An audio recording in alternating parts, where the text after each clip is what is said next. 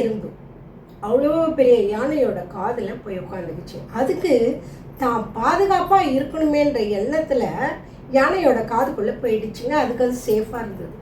ஆனால் அந்த யானை என்ன பண்ணுங்க, எறும்பு காதில் போனால் அதுக்கு ஒன்றுமே புரியாது. அது போய் மரத்தில் போய் மோதுது, கீழே விழுந்து பெறலுது, கத்துது.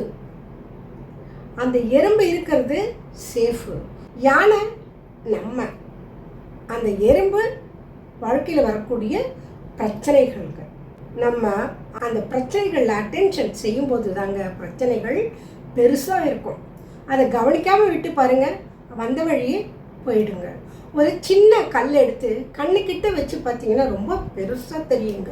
அதுவே ரொம்ப தூரம் வச்சு பார்த்தீங்கன்னா ரொம்ப சின்னதாகவே தெரியும். அதே மாதிரி தாங்க எந்த ஒரு பிரச்சனை வந்தாலும் அது உங்களுக்கான வாய்ப்பு, ஆப்பர்ச்சுனிட்டியாக நீங்கள் பார்க்கும் பொழுது உங்களுக்கு நிறைய வாய்ப்புகள் வரும். அதன் மூலமாக வாழ்க்கையில் வெற்றி பெற முடியும் ஃப்ரெண்ட்ஸ்.